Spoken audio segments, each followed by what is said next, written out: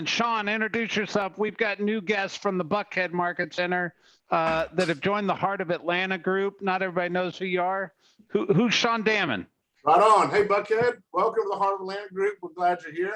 I'm Sean Dammann. I'm the team leader for the Metro Atlanta office, which is actually headquartered in Decatur. So you'll hear us sometimes called Metro Atlanta, sometimes called Decatur. It's my 11th year serving as team leader and 14th year in this office. So awesome. Well, Rick Hill, we've got some interesting conversations going on today. Give me an overarching message you want to bring to the call today. I mean, you need to be prepared. That's the story of the day. I went to Open Door and put my name and address in and followed their prompts. And it looks, they've got a pretty solid, easy to access portal. And so I think the message is if you don't get to your client, someone else will. And all of those options include options that the traditional typical realtor will bring to the experience and at 100%. A reduced commission.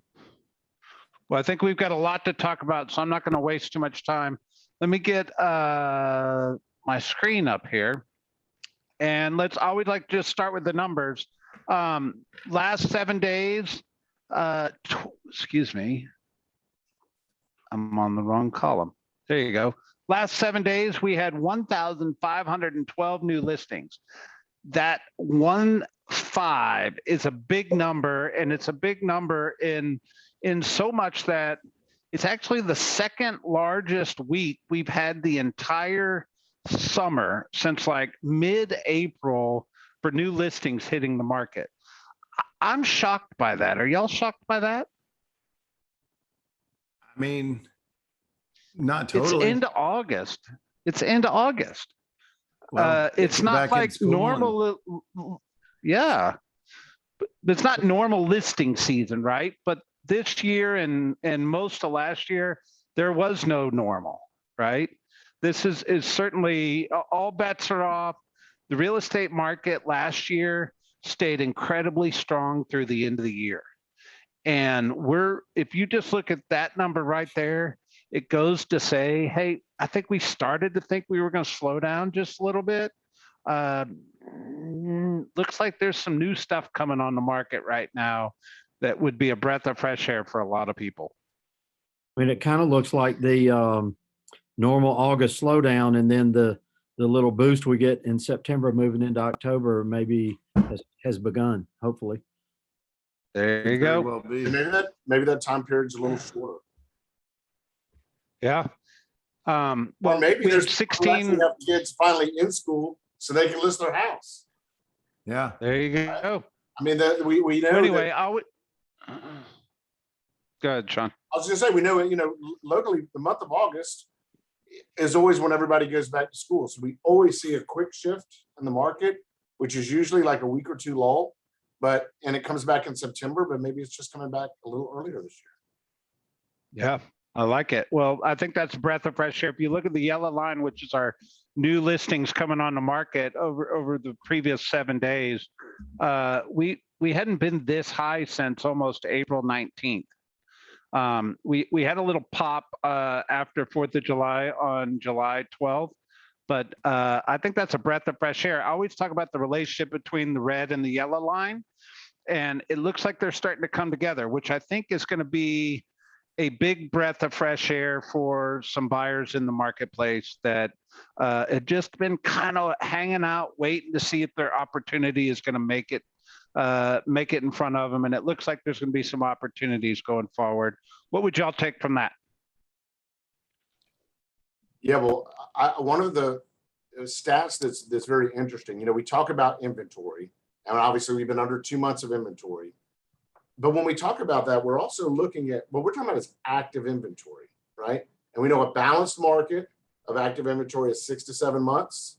Above that's a buyer's market. Below that's a seller's market. At least that's National Association of Realtors' definition of it. But when you look at the numbers of units, we've actually sold more houses this year than last year this time. We've actually sold more houses this year than the year before and the year before. So there's a difference between active inventory being limited and the number of houses we're selling. There's actually, we've listed more houses this year than the last 2 years, back to back. Yeah. We're just closing a much higher percentage of those. There are fewer that fail. We're closing it faster because they're coming off the market faster. The inventory, the active inventory is smaller, but the actual number of houses we've listed and sold this year is higher than the last 2 years. Yep. Astounding. The number that I find interesting is this blue line, and we've talked about it before. So this is houses going active under contract over the previous 7 days. It almost stays perfectly constant every week on how many houses go active under contract every week. And I just find that very interesting in how constant. There's a little spikes here and there, like in the middle of April, and the 1st of March was really high spike, right? I think there was a rush to the spring market, but ever since it stayed super constant. And I find that very, very interesting, to say the least. I don't know what to make of that outside of stability or healthy real estate market or healthy buyers finding their way into new property, right? It just says, it says demand is consistent. Yep. All right. So one of the talking points we're going to talk about today is rental property in a different context, but I want to show you just real quick the rental market. New listings on rental market, we had a little spike, always do. It stays pretty constant. The properties that went under leased went down a little bit in the middle of the month, typical end of summer. And then certainly the number of houses going pending in terms of leasing went up just a little bit. However, the rental market is going to play a big factor in the housing market going forward. And I believe that we're going to talk about it here in just a minute. But before we do, here's the conversation I want to dive into. Gary Keller was just on stage interviewing Tim Heil just a minute ago in like one of the preliminary mega camp conversations. And Tim Heil said he recognized 2 years ago the message he was putting to his consumers was being challenged by the iBuyers. And so he went out and did all this research, and he almost created an iBuyer, but instead he created the Homeward product. And the Homeward product is a resource we bring to the table. I'm not going to spend a lot of time, but it's the ability to buy your next house for cash without having to sell your current house. Your team leaders can certainly connect you to that. But this week in the news, Keller Williams just hired a former eXp Zillow executive to oversee our iBuying programs going forward. So if you're not a Keller Offers certified agent, I know we're beating this horse into the ground, but you need to realize iBuying is going to be a part of our industry going forward. And you need to understand it, embrace it, and find ways to win with it. So much that I was having a conversation before the conversation with Rick, and I said, well, Rick, the messaging of Open Door, the messaging of Zillow is not the same messaging our agents are putting in their marketing. And I challenged Rick. I said, Rick, you've got a real estate team. What's the message you put out there in your 36 touch to your database? And what was your answer, Rick? We're fiduciaries and we're capable of serving them on any level with any, perplexing issue they have relative to real estate. And at least that's my statement of response. And the better question is, what do our clients hear? And are we being out marketed by, other opportunities like Open Door and Zillow? Because the minute you say you don't do something or don't have access to something, they're going to find someone who does. And man, they do look like the easy button from outside looking in. Yep. I was watching my Sunday night television last night, and there was an Open Door ad and there was a Zillow Offers ad, and it was just boom, sexy in front of the consumer watching television, right in front of them. They're dumping big time dollars in marketing into the Atlanta industry. And I just want to show this real quick. So this is Open Door's website. And if you look at their website, ready, set, sold, right? But their messaging is such: skip the hard parts. Now, I don't think us as real estate professionals are the hard parts, but that's their messaging, right? And then they come down here and say, sell the open door, get an instant offer and get paid, skip showings and repairs, move on your schedule. So those are their talking points, right? If you go to Zillow offers, this is their talking points. Get paid with no surprises. Skip the home prep. Close and move when you want. Count on, my window's covering that. What does it say? Count on dedicated support. Super simple messaging. And here's I'm not trying to create a panic, but my coach brain, my leadership brain says, have we as real estate professionals changed how we communicate our value or what we do to our database? Because I remember when I sold, it used to be call me for a free CMA. If you want to know what your house is worth, call me. And for the longest time, that was the message, right? And then it went to chicken soup for the soul, the recipes, the you name it, right? But we're not talking to our database like Zillow is talking to our database. What do you get from that, Sean? Both of these are perfect examples of the building your storybook brand marketing. If you guys haven't read the book, Building Your Storybook Brand, it's probably one of the better books of the last 2 years that come out, which basically says, we're in an industry that have always said, we're the hero of your story. Call us, we'll sell your house. And storybook branding, as we move forward, is the way consumers look at things. The consumer has to be the hero of the story, and we have to remove their pain. So to me, they're certainly recognizing some pain points, but they're creating artificial pain points, and they're leaving out step 5, which is accept 10% less than you'll get on the open market for your house, right? They don't want to bring that part up. So to me, when you have changes in our industry, we can either fight them or embrace them. We can fear them or we can lean into them, right? And they can be a challenge or they can be an opportunity. And we need to look at this as an opportunity, and everybody should absolutely be Keller certified. Is that because I think everybody needs to go out and sell Keller offers on every property? No, but it needs to be part of the services that you offer. I'm going to date myself. There was a cartoon when I was a kid. It's called Felix the Cat, right? And it was this little very basic cartoon. And every time Felix got in a fix, he reached into his little magic bag of tricks. And he always had whatever the answer was in there. And that's the analogy that I use with Keller offers for us. It needs to be part of your bag of tricks, because now your marketing as a listing agent is, hey, we can meet all of your needs any way you want. You want an offer on your house and you want to sell in 24 hours? We can do that. However, recognize any iBuyer program, you're probably selling for 90 cents on the dollar. If you want full value for your home, here's what we can do to help you get it listed. As we grow out the Keller Concierge program and things like that to help people get it ready, it allows you as an individual agent to have multiple ways to sell your client's home. And what's important, and I think Zillow and Redfin will flat out say it, what's important is that this starts the dialogue. It's capturing the person in conversation who might go, well, wait, you mean I can actually get market value too?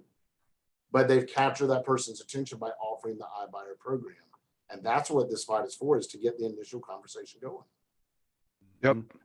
It creates the lead. Yep. Yeah. And then once they've got the lead, they start targeting you with, multiple options and ideas, because they don't know what flavor sauce you want on your chicken.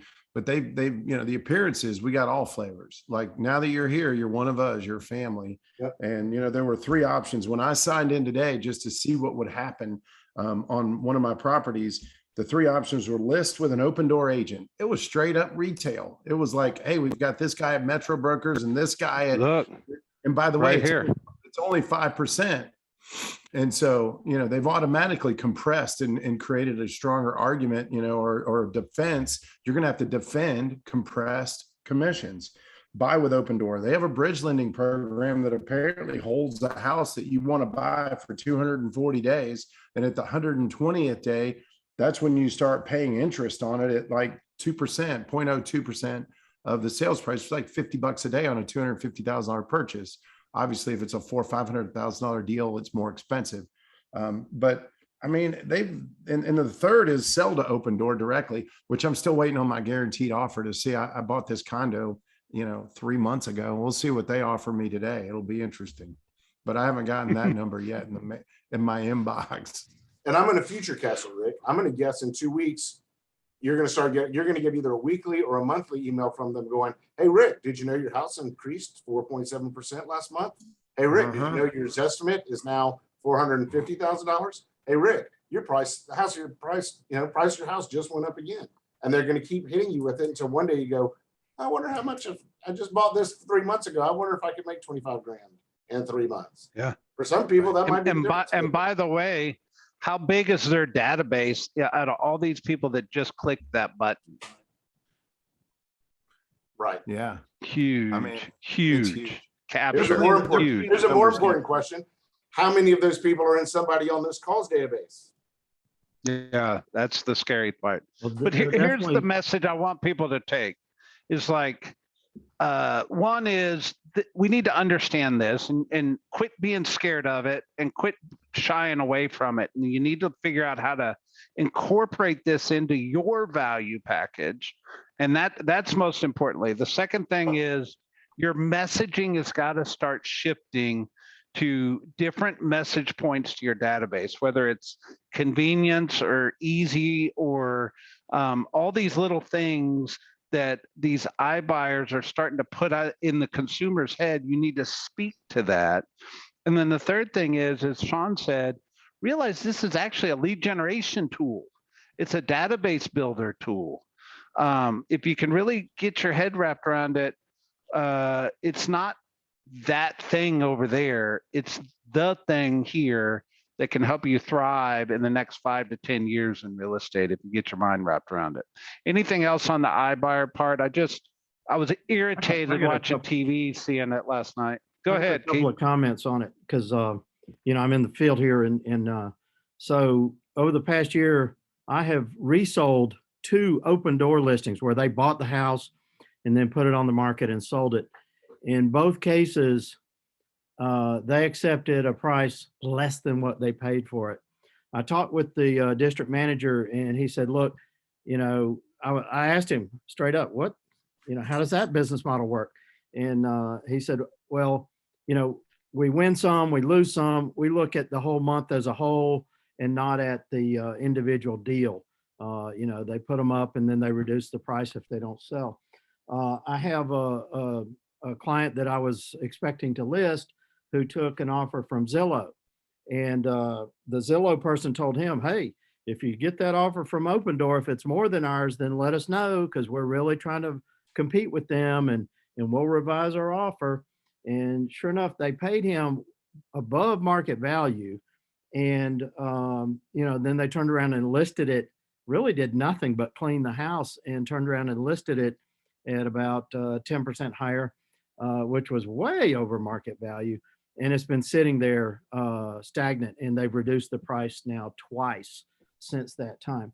And when I have tried Keller offers, which has been a while, probably 6 months since I did, because I found that the offers were not competitive compared to Zillow and Open Door. And then the last thing is, I think Mark Spain has really nailed it in his marketing, his guaranteed offer. He's using it as a foot in the door to get listed, for market value, and, advise them to paint and carpet and whatever needs to be done. But, he really does hammer those 3 pain points of no showings, no repairs, and close quickly in as little as 21 days. But I think, that Keller offers definitely needed some, perhaps whatever it is, new leadership or additional leadership, because we weren't competitive on the prices at all. That's all. Mm-hmm. No, I appreciate that. And at the same time, remember, you're not going to buy every house that you market with Keller offers, right? If part of it is getting into dialogue with them, and then if they don't get a good price from Keller offers, you're already in dialogue with them to consult them through the process, right? So instead of them getting an offer from one of these third-party Open Door, OfferPad, Zillow, and you not knowing about it, right? You want to at least be in the conversation. Yeah, I agree. It's Thank you, Keith. it's a marketing thing. It's a marketing tool, not necessarily, a low percentage of the time would we use it, but it's a tool to get in the door and say that we have that option as well. But, we can help you maximize your value by going through a traditional listing. That's the Well, it's exact a great right time. answer. It's a great time to really refine your approach to what your value proposition is and take quantified data and show them the net gain and difference so that, you've heard the term, show me the money. And so if you're not confident and capable of showing a client the money, someone else will. And in Yeah. lieu of a great experience, they'll hit the easy button 10 out of 10 times. All right, gentlemen, I'm gonna move the conversation forward. So one of the articles was, when will the prices cool down? And here's the factors at play. You can read the article, it's on Inman, but there's two quoted things down here that number one and number two. And this is a little bit of economics 101, right? So when we have consumer price increase or inflation, there's a relationship between median income and inflation. And as long as income and inflation are going up and down at the same rate, we don't, as a consumer, as an industry, feel it. But when one goes up faster than the other, it starts to create discrepancy, right? So the other thing is the economy is experiencing inflation right now. If you read any news website, we're talking about inflation, but we're not hurting because of inflation, but there's a concern that if it continues, we might start to hurt in the housing sector. And then the Fed's tool to fight inflation would be whether or not they raise interest rates or not. So what is y'all's thoughts? What do you think the crystal ball, the indicator around the way the economy looks today and what we should or should not be concerned with? I mean, I think inflation's a real concern, but I don't think it's a short-term concern. And back to the point of the Federal Reserve not increasing interest rates. Sounds like they're committed to keeping those as low as possible for the next season. And hopefully a lot of the supply chain disruptors that have caused supply demand price increases will soften a bit. I mean, that's the hopeful side of it, but I don't know that you can print the amount of money we did without some, cloud that follows you along the way and eventually rains. Yeah, there's certainly some temporary inflationary factors. You hear about, ports being closed in China, and all of a sudden they can't ship anything for 30 days because someone tested positive. So all the ships have to go around it and things like that. Those are temporary. Those will balance out over time. I think this wage growth is an interesting concept, though. Man, I remember I'll date myself a little bit. My first job that I was able to get and pay wages, I made $3.35 an hour. That was minimum wage. I have millennial children that are not that much older than me at that time. They're making $30 an hour serving barbecue. And in 2020 during COVID, everybody sort of reevaluated what they want to do. And there's been a lot of talk about raising minimum wage over the years. And I think you've got a working class that finally went, you know what? It ain't worth it for me to show up and work for you for $6 an hour or for $7 an hour. And so you see corporations raising, at least on the lower end, raising some of the wages. Yeah. I mean, well, the trickle effect is then ahead. the products have to cost more to be able to create net profit. And so that's where what does it cost at the register when you buy your groceries or fill up a tank of gas? And does that then parlay itself into affordability questions and consumer confidence? And the answer is, over time, it will erode consumer confidence. Right now, there's still false hope that we're in a certain season and that it's a little more temporal. At least that's my opinion. Yeah. So we talk a lot about the different types of inflation, and supply chain inflation is really where goods and services get caught up in the distribution network, right? That gets it to us. Do you guys think the hurricane, or do you think the flooding in Tennessee and the Carolinas is going to affect lumber or anything in those regards? Or do you think it's we're just being fatal in thinking that? I mean, I think they'll be short-lived. yeah, I mean, Short-lived. I don't, Yeah. it's not my core genius or expertise to do the economic. What? All right. Catastrophic economics, but I would say that, anytime you increase demand and it's unexpected, the odds are prices are impacted and not for the betterment of the consumer. Yep. I think. All right, so let me move on. It's going to be a bigger impact than like a natural event. If we go Yeah. back into rising and we go back into quarantines and things like that, that's going to be the big one. Got it. All right. So there's a sector of our industry which is considered that first-time home buyer sector. That is I wouldn't say it's non-existent, but it's probably the sector that's not winning in our industry right now, and it's a cause for concern of the future for the government, because I think we talked about last week. The age group, the biggest age group that contributes to GDP, that spends money in our economy, is ages 35 to 44. It's the people buying their first houses, they're buying their move-up houses, they're buying furniture, they're having babies, they're having baby showers. You go walk through the Bed Bath and Beyonds and the Targets of the world and check the demographics of those, and you'll see exactly who is spending all the money, right? So now rental rates are starting to take off, and they're not at the same rate that home price appreciation is, but they're starting to crank, and they're almost at double-digit increases in rental rates year over year right now. And I think this is actually going to start to put a pinch on that first-time home buyer as well, because in the past, they were able to save money renting property to go buy that first house, right? And if they're having to put more of their disposable income into living, it's taking that money out of their ability to save for their first home, right? So the rental market, even though it's something we sometimes talk about and sometimes we don't, I always just kind of make comments that understanding the rental market's important for the investing or the wealth building side of our industry.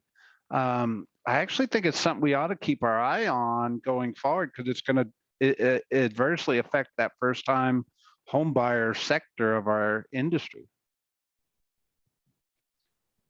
I think cost of living for that. Yeah. Go, Sean. I was just saying cost of living for that overall demographic is going to be higher. The flip side of that is as rents go up, people start going, well, if I'm paying this much in rent, how much can I buy? Right. And so the big factor in that's going to be, how do the banks look at it? And if they still have low down payment loans available or down payment assistance programs available to get people into houses, like in DeKalb County, we have We DeKalb. You can literally get gifted 4% down payment, by the county until they run out of money every single year. We could see some creativity in how those things are financed, but as rents are definitely going up. I own a lot of rental properties. I was shocked to find out one of my tenants was able to pay $600 a month more than they were actually paying. Huh. And given the option of we're going to raise your rent, they're going to go for $300 more. I'd rather just stay here because I can't find this again if you're not raising your rents. Yeah. Well, as long as we control, I say we as in the Fed, like I have any control of it, but as long as the Fed controls interest rates to the extent that affordability for owning it will outrun that of renting, it's a logical decision and choice. First-time home buyers don't buy home prices; they buy home payments. They have to buy in. The goal is simply to create the most affordable path to an experience, and it's our job to sell the value and virtue of depreciation, tax advantages, appreciation, credibility that goes with owning a home and building credit. And I mean, this is again is part of the story that we need to get better at telling, to make sure that our buying pool is as big as it can be. Perfect. Sean, overarching message, what should we take away from the call today? I mean, I think it's business as usual the next 90 days. There's nothing in here that's alarming that we need to change a business model. There's some things we need to keep an eye on and keep pointing at, but go sell a house. Utilize your messaging. Your messaging, here's the overall takeaway. Your messaging is important because there's people who are not realtors entering the real estate market telling a different story than you. And if you want to if they get in front of your consumer before you, they're going to capture their information, they're going to capture their interest, and they could capture their business. There you go. Rick, what would you add? Just make sure at the epicenter of your database is conversation. Make sure you are the fiduciary of choice. Make sure that you've built credibility and lasting relationships, that they call you when they're tempted by an offer. And ultimately, if the offer is better for them, it's our job as fiduciaries to support that decision. But you just don't want to hear about it in the news a day late and a dollar short. And ultimately, they may have made a mistake, not parlaying your experience and expertise into their conversation. You know, I almost feel like this is 5 years ago, 10 years ago, it's kind of like when your neighbor listed their house with somebody else and you had that emotional letdown. You were mad and then you were upset at yourself and you went through this whole thing. Now what's happening is your neighbor is calling somebody online and you don't know about it till it's too late. Right. And now you got to be more in relationship with people and faster into relationship with these people because you don't see it like you'd see face to face. Yeah. Well, and back in the day when Perfect. that happened, we'd start sending postcards to our neighborhood again. Right. So make sure, Yeah, of course. Make sure You get ticked communicating off with your and start database. marketing. Yeah. Right. Yeah. The story is. All be right. So I just want to proactive, not remind reactive. everybody this week is Mega Agent Camp Week with KW. It's the most relative conversation, the highest level conversation we can put you into outside of this one. So hopefully you're signed up and we look forward to catching up later in the week. Have All a good right, one. guys. Be good. Good to see everybody. Always.